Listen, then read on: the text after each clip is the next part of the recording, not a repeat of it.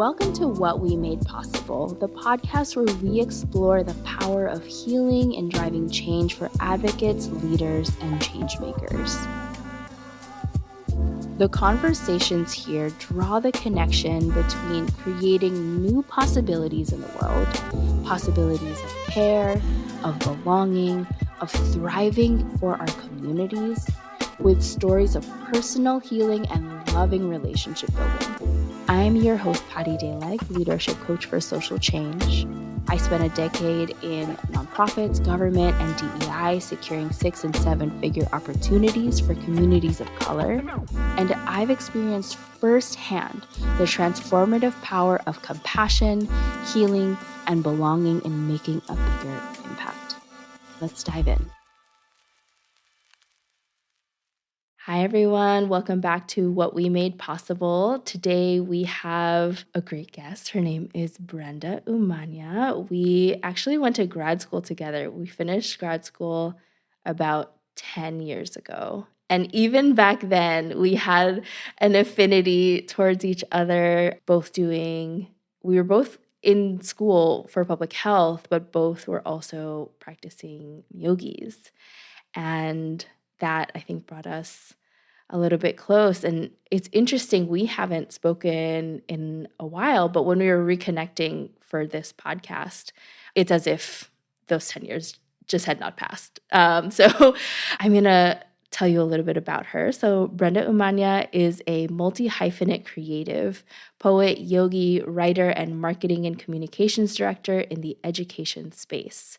Moving through life with a bicultural lens, she embraces many roles, never limited by one title, and trusting that with the right intention, each path reveals itself when it's meant to. Her debut poetry book, Familiar Roots, Tending to Healing Through Poetry, explores generational stories and the journey of self-discovery. Whether guiding meditation, crafting language, or leading teams, Brenda's work invites others to pause, reflect, and honor themselves. Welcome, Brenda. Thank you so much. It's so good to connect and on your wonderful podcast. Thank you. Thank you. Thank you. So the first question that I like to ask folks when we have these conversations is about possibility. And I like to start off with asking, what is something that you do or something that's in your kind of everyday life now that a younger version of you did not think was possible? I love that. And many things come up in a way. But I think the one that really stands out almost even relates to the bio that you just read for me or about me. And I didn't realize it was possible to be multi-hyphenate and own up to the different versions of ourselves. For me, I, in a past life, was an accountant. So I started my career as an accountant. And that was easy. And that was a one word. And that was what I thought was possible, was you pick a title and that's what you hold on to for the rest of your life. And as I've now, evolved or just grown up, I guess, a little, I've added all these different layers to myself: poet, yogi, writer, marketing, director, public health, all these things, almost like an essay worth of myself, and not having the limitations of that one accountant vibe, one title, one way of being, or one way of drawing in money, or whatever it is. And I think that has become it is a challenge to sometimes for me to own up to these different titles. Who am I sometimes? Who am I to claim being a poet? Who am I to claim to be these things? But the work is in owning up to that and feeling worthy of claiming those titles. Yeah. I don't think I knew that you were an accountant. I know. It's a really past life. This was me right out of college. I was 20, how old are we? 22, 23. And I have a business undergrad degree. And a lot of the business undergraduate degree people were going into accounting. It was really like they were heavily recruiting us at that time. The accounting firms, I should say, were heavily recruiting us because they need, you know, companies like KPMG, EY, all these big accounting firms need a lot of interns and a lot of associates to get all the work that nobody wants to do done. And so that's kind of how I just even knew about accounting. And I was an accountant for about, I want to say like 2 or 3 years. Wasn't long, wasn't very long. And at the time I was living in San Francisco and I was working in the financial district. I had a whole different vibe. It was pre-yoga. It was before I had found yoga. And I actually found yoga while I was working at the accounting firm because they offered yoga on site as like a wellness perk. And that's how I got into yoga. Yeah. And that completely changed my life because then I was enthralled and in love with yoga only through these little sessions that we had like maybe every other week because it was like rotating. It was like 1 week yoga, another week boot camp, another week like another wellness thing. And so it wasn't like I was seeing my teacher every week, but reflecting back now, I know that I was awakening my intuition and leaning into that. And so I just quit my job without not having anything else to do. And I was like, this is not for me. Accounting is not for me. And I quit my job, moved back home with my parents to LA. And all I knew was that I wanted to help people. That was the phrase I had in my head. I didn't know what that meant. And then that's when I applied to grad school and went to school of public health. And also at the same time was like going through yoga school and going through that whole process. So it was kind of like bundled all together of just like, I want to help people. Yoga's amazing. Let me like look into this yoga school while I'm going to quote unquote real school, grad school, because that's still how my mind was working back then of we need these credentials to, at least how I felt at the time was I need this credential to feel worthy of a certain title or a certain status, I guess is a better term. Yeah. To get the status of grad student or master's, beautiful titles, but there was something in there that I was working through. What do you think that the version of you who was in grad school, let's say, Yeah. what do you think what was important about that status for her? Or even the You know, accountant version of you? yeah, I think being a first generation family of immigrants, my parents are immigrants, I think there are often words, titles, accreditations, schools that at least for me, gave me the status that felt like I made it. I did it. I'm doing this for my lineage. My parents came here and now I'm doing the things that you do here. Check the box of grad school, check the box of accountant was really feeling like I needed to check a certain box to feel like my degree or what my undergrad degree at least was fulfilling. I had something to say. That undergrad degree is now me being an accountant. And I think same thing with grad school. It was I'm not confused. It was like a really interesting 20-year-old version of me that was like, I'm not lost, I'm not confused, I'm going to grad school, you know? And that was the status of just like, I'm not flailing of just like, I don't know what else to do next. I'm gonna go to grad school. And that felt purposeful at the time. Yeah. There's something about that, like, whatever opportunity was in front of you, kind of grasping for meaning, for something more. But you also mentioned that you had this like intuitive awakening, and shout out to corporate wellness for changing your life in that Yes, I know. Shout out to corporate wellness. Yeah, like truly, it can change, maybe not everyone's life, but it changes lives sometimes. Yeah, so much that you left. So much that I left, like honestly. But I'm curious, like, that about that intuition, because you mentioned that there was kind of this awakening, and Mm-hmm.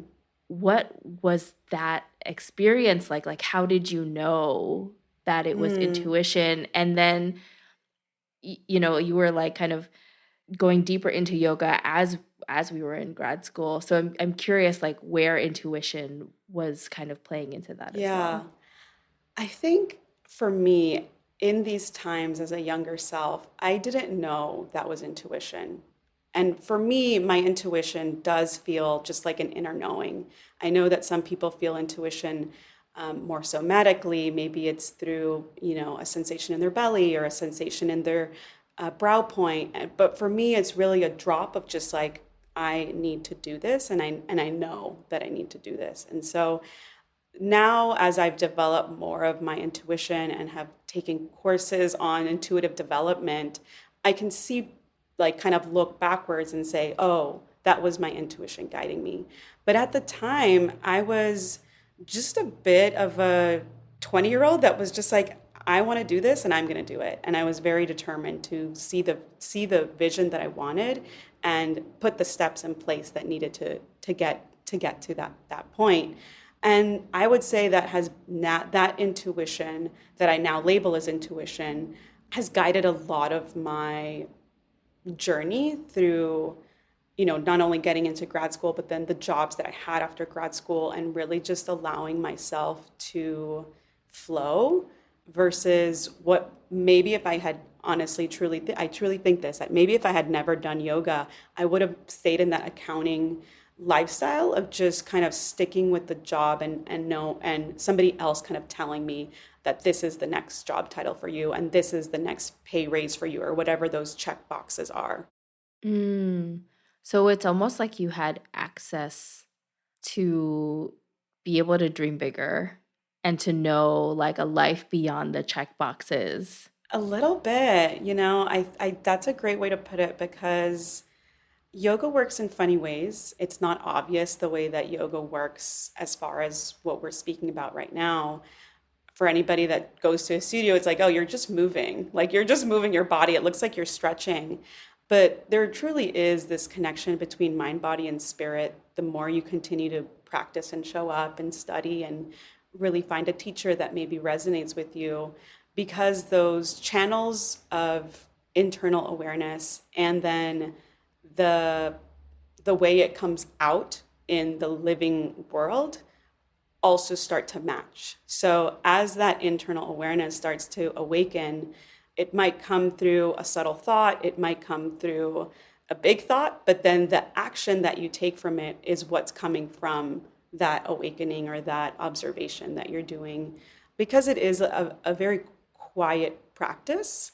You have your teacher guiding you, and sometimes you are talking with other people, but for the most part, it's a quiet practice within community, which I think is so beautiful too. Mm. Yeah. I'm also curious. You mentioned being first gen. A lot of folks I work with are women of color, they're daughters of Mm. immigrants, or they're immigrants themselves. And I hear this story a lot, right? Of like, oh, I wanted to like do right by my parents. My parents came here and I need to do the thing that is practical or the thing that is going to like further my family. And it's like there's idea of what that's supposed to be, which I hear in your story. But I'm Yeah. curious now because you have a whole like communications career on top of all of this amazing creative and spiritual work that you do. What's your relationship now to like how you think about your like where you're at as a first gen? Oh, I love that question because it's been an evolution and a journey, and maybe more of, I love the symbol of the spiral. So for me, it feels like it's more of a spiral experience than a straight up experience or even like a wavy up and down journey. I think for me, when I was exploring going from accountant to grad school to deeply going into yoga and becoming a full time yoga teacher at the time, I still was limiting myself at that one title. that even if I chose something creative, like I consider being a yoga teacher a creative job in a way, I was still attaching myself to, I need to make the full-time yoga teacher work. I need to make this one thing work. Even though it was a creative job, it was still the narrative that I was holding on to, that it's one thing, one version of you, one way of being. Because also our first gen fams don't, at least for me, they don't often understand when we are multiple things. They didn't have the luxury to do that sometimes. They had to go work in that job.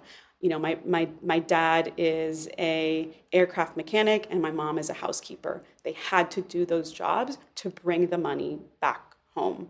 And finding a creative outlet was not an option for them. And that's the mold that I had as well. It felt like I didn't have options to do like two other things within my role or within myself.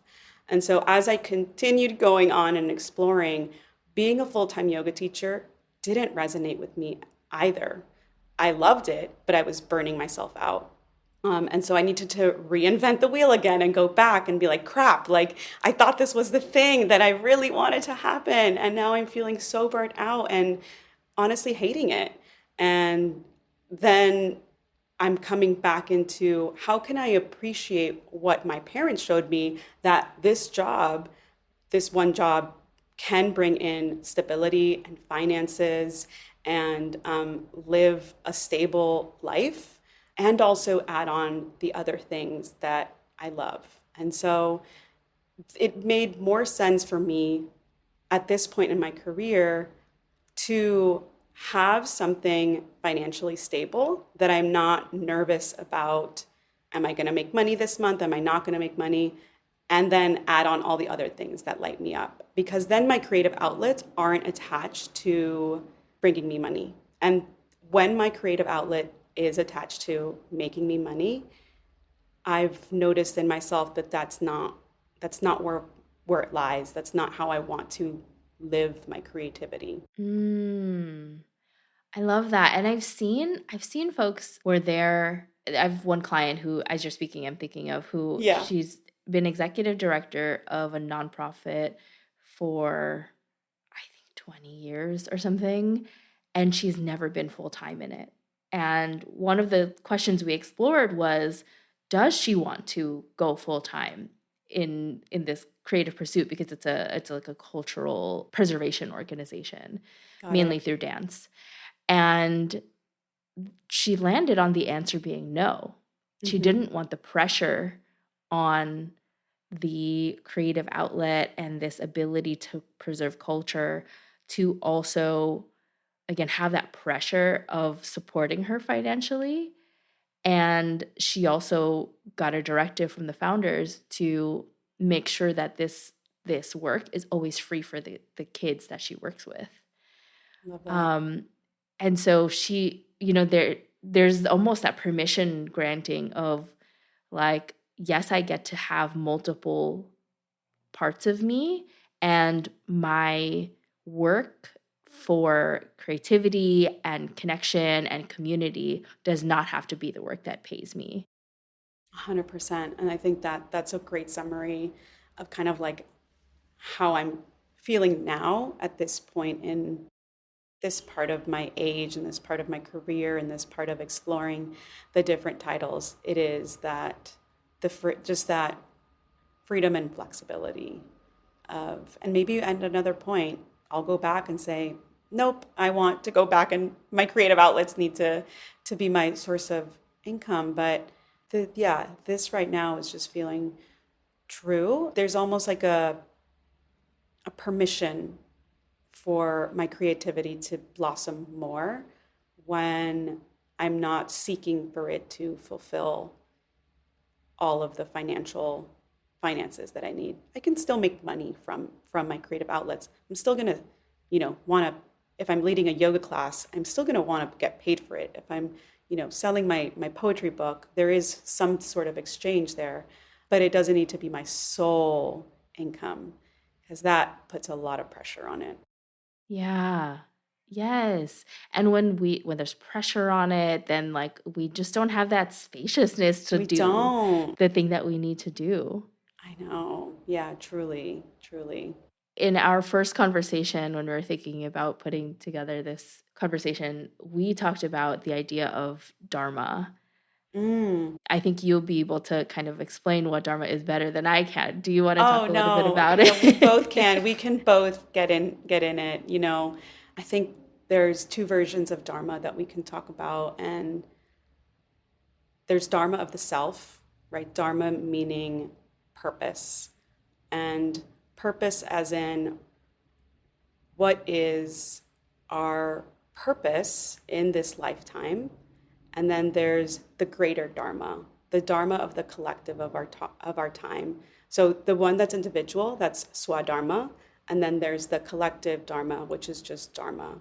And so as a individual dharma in the greater collective of the dharma, what is my contribution to this greater good in this lifetime?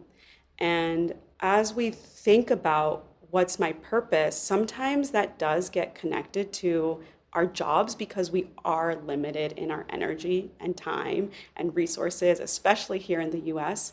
We are so time scarcity because it just feels like we're going from thing to thing. And I think that's why it can feel confusing for some of us. It did for me for a long time of like, my dharma, my purpose has to be my job and how I make money. I was trying to live that for so long, but then kind of and I actually think we hear that too.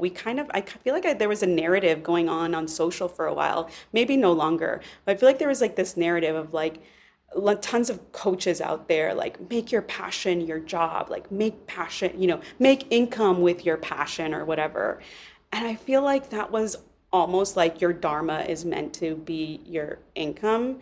And I want to think now, and I was probably preaching that at some point too, but now I want to be like, your purpose on this earth for this amount of time can be, for some of us, really cool if it is, can be your job. But for some of us, it is something entirely outside of our job. And it could be being a steward to our community, being a wonderful member of our family, being a writer, being an artist, a potter. There's so many ways that we can live our purpose that's not connected to income, not connected to prestige, to how many followers and likes you have, not connected to an external validation, but our dharma will still contribute to the greater dharma, the greater good of all. Mm, I love, I don't think I knew that there was like our individual dharma, but like that it was part of a larger collective. It's it's so interesting, like in the coaching industry, we talk about like personal goals, and the coaching generally is very goal driven. It is. And one of the first things you ask as a coach when you're meeting with someone individually is like, what do you want? Right. I love that. And very often the folks that I work with are already like couching their desire within like, how can I better serve my community? Like, I want to be more resourced so that I can be a better resourced. And that just feels like so, I mean, maybe it's just the communities that we're both part of that Right? like the collectivist idea is so like ingrained. It's not just like me for my own benefit, right? Like me and my Mhm. purpose so that I can feel good at the end of the day. It's so that like I am contributing to this like larger thing. I think so. Yeah, and it is probably because we're attracting, your clients are attracted to you because that's what you feel, right? That's what you're resonating with.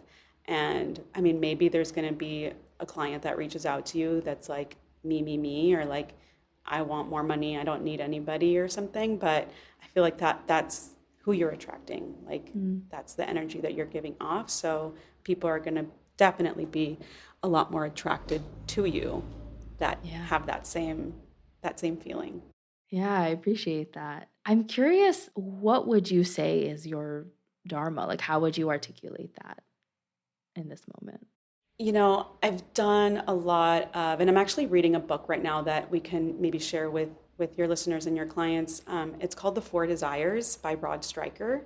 And it talks a lot about Dharma and just like crafting almost like a phrase for it. And when I'm sitting now with myself and where I am at, do strongly feel that my Dharma is to, I guess the words that are coming to mind are like share my emotions and share who and what I feel. And that comes off differently at different parts of my career and different versions of myself that I even now. But for example, like putting out my poetry book was me writing my emotions out. I think that we are often, it is very hard to talk about how we feel, our emotions, and even having guidance around that. You know, if you're working with a coach, you probably get some support with that. If you're working with a therapist, you do. But it is rare for us to feel like we can be sensitive. And I am a very sensitive person, and I have been honing that sensitivity into my power. And that comes from writing, or it comes from even teaching. And so, yeah, I do feel like my dharma is to share my heart. I love the idea that your dharma is to share like the emotions that are happening for Yeah. you. I love that so much because it's like it's so human, you know? Like all of us have emotions, Yep. and so many of us learn that they're not valid or that they don't have a place in so many aspects of our lives. And for you that is your expression, that feels like it is your purpose to share that, feels so like I don't think I've ever heard that before. Yeah, and you know, it's like I really want people to think through what can your purpose be in a non-tangible way, in a way, because what I just said was, you know, my dharma is to share my heart. And sharing my heart comes off in different goals, if we want to kind of like label it, different goals or different tasks, depending again on where I'm at. If I'm in a work setting as a marketing and communications leader, my dharma at that point is to be a good communicator, share, you know, share marketing collateral, create graphics. You know, there is still a version of my dharma in that role. And if I'm sitting one on one with a friend, it's about sharing what's on my heart. If I'm with my husband, it's trying my best to articulate my feelings, right? So it comes off in different ways. And I think our dharma can have a feeling of being like broader in a way. Yeah, it's like the way that I'm hearing you talk about it, it's like who you're being at any moment, and then Moment. yeah, Mm-hmm. like who is the essence of Brenda like at work? Who is the essence of Brenda Yeah, with her husband? Like all of these different kind of circumstances, but like what is your purpose of like who you are in that moment, at any exactly. given moment? Mm-hmm. Yeah, at any Mm. given moment. Yeah. Yeah, and that's feeling true right now. You know, while our dharma, I guess, book in a book definition way, our dharma doesn't necessarily change. You know, it could evolve perhaps, and so that feels like the phrasing that I would use right now for my dharma. Maybe, you know, ask me in 10 years what my dharma is, and maybe the phrasing changed a little bit, but that's feeling true for me right now. How do you think that your dharma played out when you were an accountant? Oh my God. I think my dharma was dormant and asleep at that point. I didn't quite have the awareness to even quite know what my purpose was. It was very, Mm. everything internally was very quiet. Everything about myself was not quite fully developed. Because I was sensitive, that meant I was kind of molding myself to others, and I was feeling others before feeling myself. But I will say that I don't know if you're into astrology at all, but I am. I love astrology. And when we look at our nodes, sorry, so there's north node and there's south node. Our south node is our past life. kind of. I think that's how an astrologer would describe it. I'm probably not saying it super correctly, but my south node is a Virgo. My north node is a Pisces. And so my south node has that accountant like personality, detail oriented, and all that stuff. And so, at least the way that I have made meaning behind how was I an accountant, why was I an accountant, why was that a little glimpse in my life, from that astrological perspective, spiritual perspective, I feel like the that's how I've come to understand it. Is that Mm, it's a part of my personality, I guess we can call it. yeah. It's like your dharma was learning how to hear yourself and tune Yes. in. Yeah, exactly. It was like, here's a version of you that you feel really comfortable in.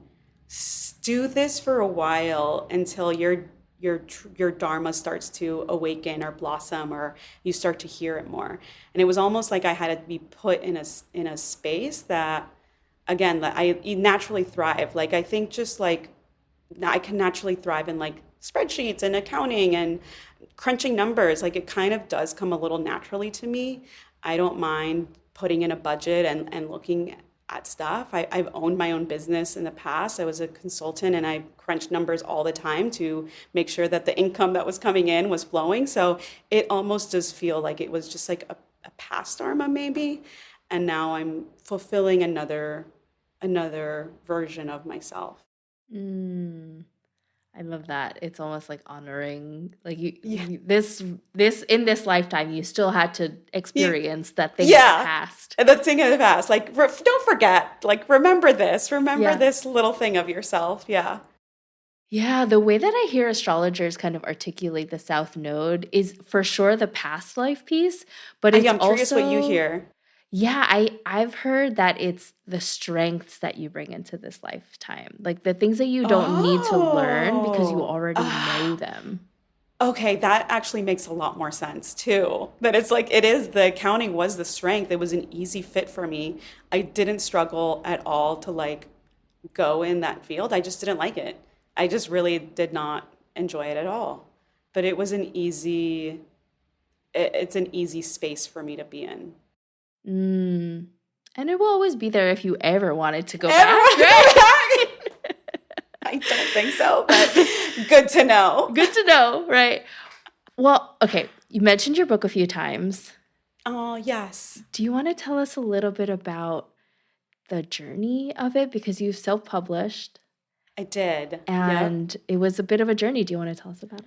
Yeah, I would love to. So it's been, like I said, I'm a sensitive person. I just talked all about my heart. I've always loved to write in my journal. I've just been a secret writer, I guess is what I will call it. And there was always kind of like random little poetry written or just random little things written, even from a very young age. But it didn't quite start to feel like I wanted to write poetry or really even explore a book maybe about 5 years ago. So that, like, just to give people perspective, that it really has been a journey of, I had an idea of like, I think I want to write a poetry book. And I started to just randomly collect the different poetry that I maybe had in a journal. I just started to put them all together without an idea of like, I'm gonna write it, or like it's gonna happen by X date. It was just like, I'm just gonna start collecting them. And as I was collecting them again for 5 years, maybe I would have a moment where a poem would literally feel like it wanted to get written right then and there. So I would like pull out the notes section of my phone and just start writing. And as it was getting, yeah, like, I guess, yeah, I was like, where was I going with this? But as the poem started to kind of feel a little bit more solidified, it started to have like a theme around love, dignity, belonging. And those were themes that I was exploring with my therapist too. And it felt like this just needs to really come out of me, to give voice to the little girl that did not have space to speak her emotions because for different reasons. And as I went down again, learning more about poetry, I took a poetry class. I started to learn about the world of publishing poetry and, going through competitions. And I tried a couple of competitions, never won. And that just started to feel daunting and not at all what I wanted to do. I'm not an MFA, I'm not a master's of writer. Like, I don't have that background, and that wasn't my purpose. My purpose is to share my heart and to share just my emotions. And so I started to learn more about self-publishing, finding my own editor, and just kind of going down that route. And yeah, and here it is. Now it's live after, like I said, pretty much like 5 years. It's now a small collection of poems. I love that. I love that you are like, well, this is my purpose. My purpose is not to go around to different Barnes and Nobles and do readings. My Yeah. purpose is to Yeah. to just share what's on my heart. And that Yeah. you kind of like took charge of it, right? Like, if the whole point was the expression. Exactly. And there's a poem in there called Stay Awake that Yes. is about a particular emotion. And I think you're going to read for us. Is that I right? would love to. Yeah, I would have my book here. I would love to read. I'm trying to see if I want to give a little context. So if you read the the book, it does have a little bit of a mirror effect. So I just want to give context for the title. In the first poem, which is called Mother's Womb, it kind of sets the stage. And the feeling of like we're all born, we're all born in our mother's womb. We all have that to relate to. And that poem in particular is a bit of a description of my mother's journey coming to the US. And there's a line in there that says, stay awake. And so now, as you progress into almost now this poem, the one I'm going to read is towards the end. This is now more of my narrative. And now I'm hearing stay awake in my own self. And it says, I stare at my eyes in the mirror and recognize this darkness. Her name is shame. And she lingers like an unwelcome ghost. But this time, I don't close the door on her. I sit with her, nurture her familiars to bed, allow her sobs to rise up until she creeps out my door at dawn, knowing I'll see her soon. Mm. And I guess I'll just say, like, those dark emotions at a younger version of myself were very present. And it's one reason why yoga and meditation have helped me so much, and therapy. And I almost wanted them to go away or feel like I'm going to never have them. But I know they're going to come back.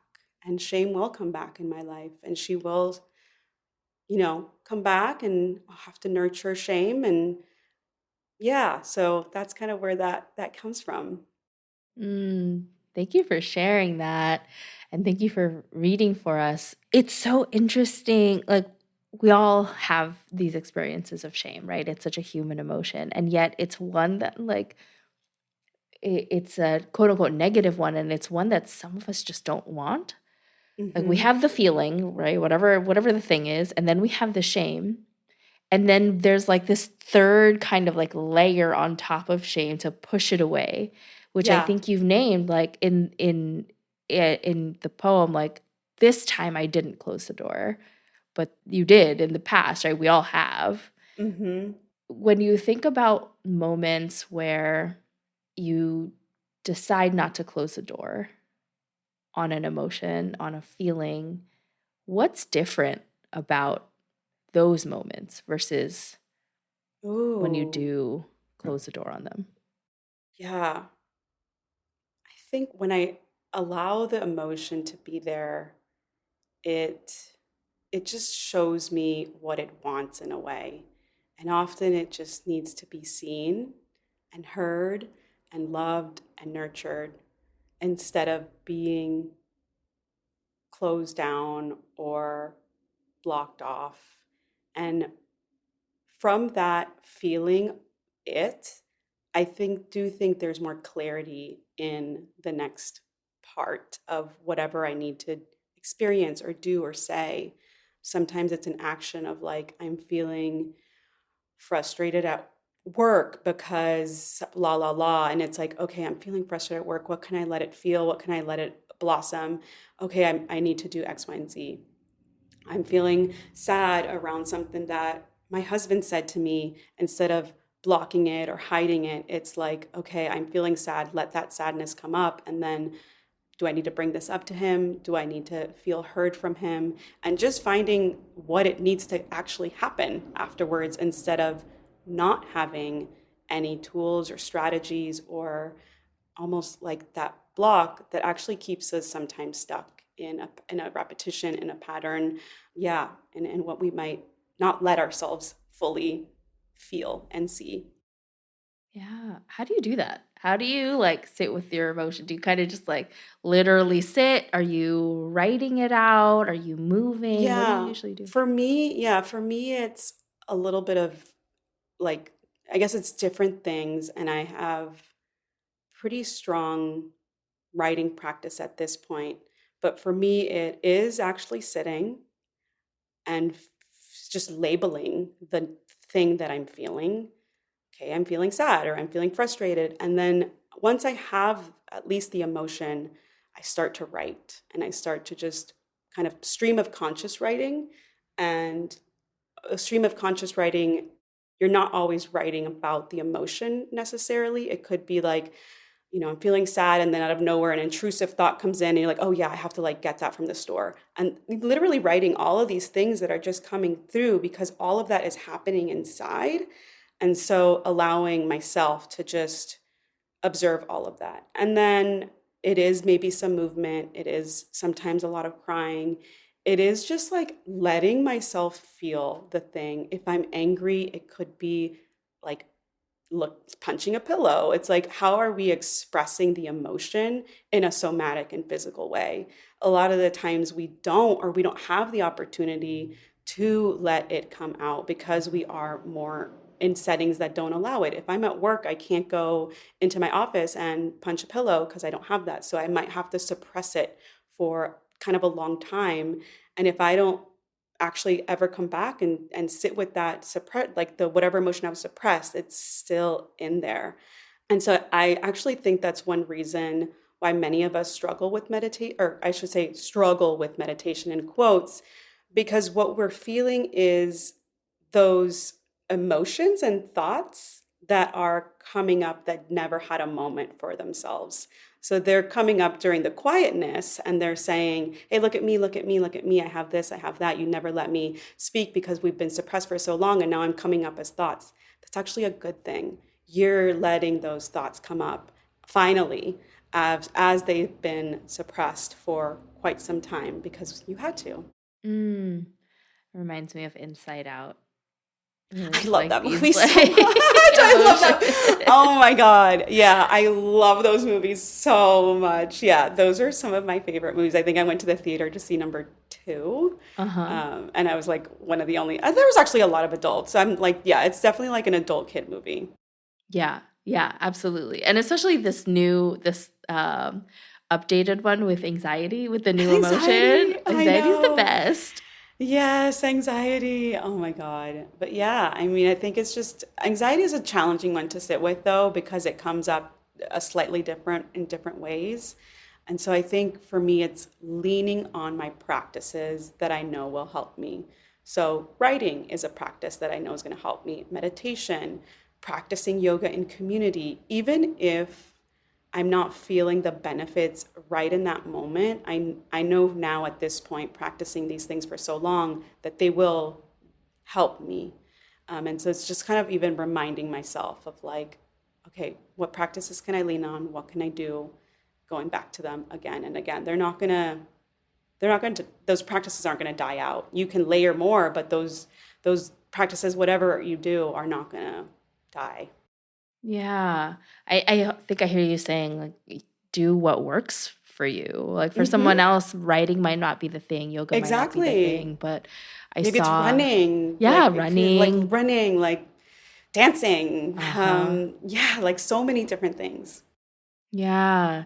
That reminds me of there's a book called Burnout, and they talk about It's by the Nagoski sisters, and Okay, I'll have to read they it. talk about the stress cycle and Mm. how burnout comes from never leaving the cycle. You're just kind of going through it over and over.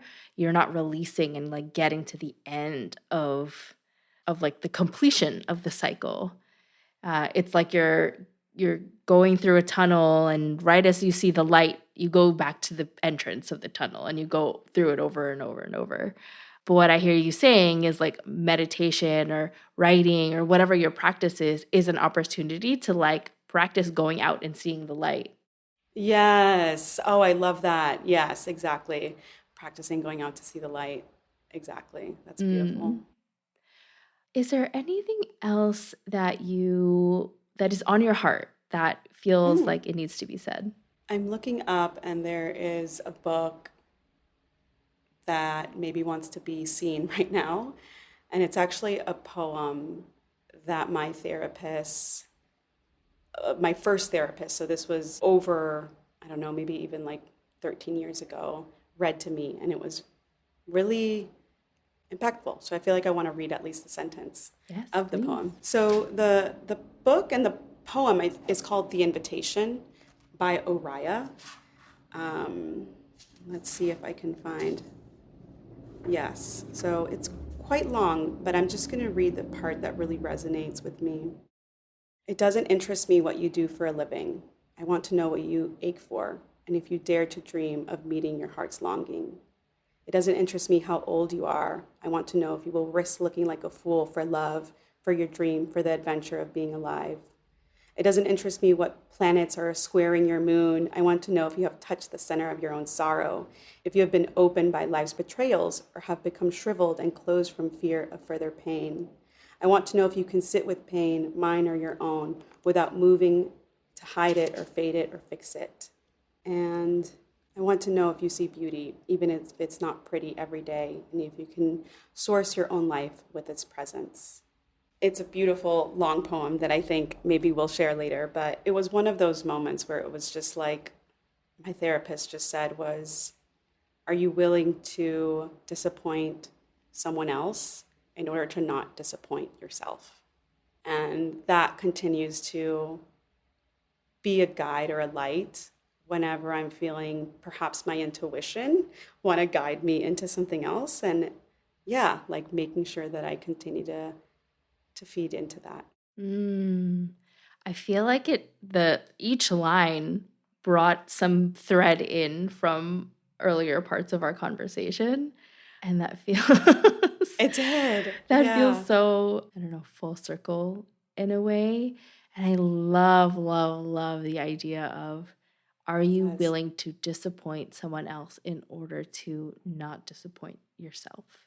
That there's such value in like holding your own self so Yeah. highly that like you don't want to that you're not I willing to do that. know. It's a hard truth to hear sometimes. Like, Mhm. are you willing to disappoint someone else in order to not disappoint yourself? I think it is a full circle moment talking about like first gen, and we struggle sometimes with disappointing our parents and stuff. So yeah, it was a strong reminder for me at that young age when I had really needed to hear that Mm. for for emboldening myself and boundaries and all that. Yeah.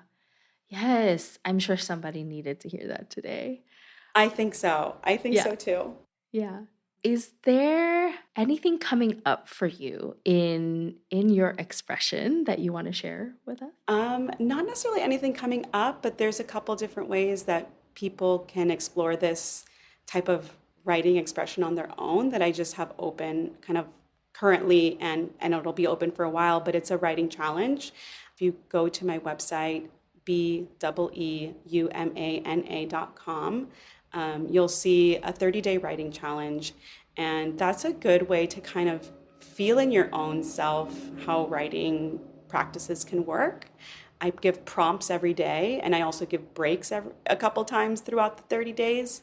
But it's just a really good way to explore writing, have the support of a prompt, and then Yeah, it can be as easy as pulling out the note section of your phone and just jotting some things down on your phone or writing some stuff down, by hand.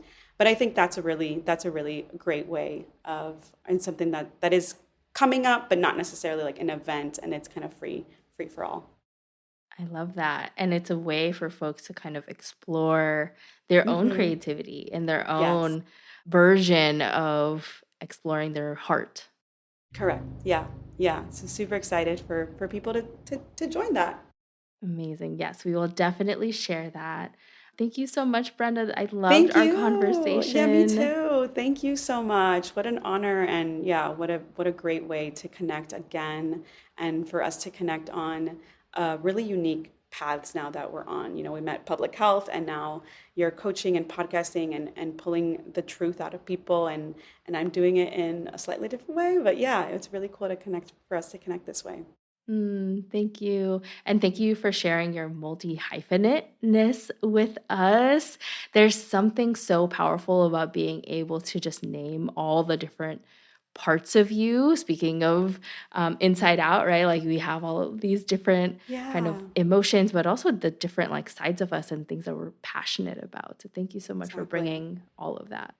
Of course. Yeah. Thank you, Patty.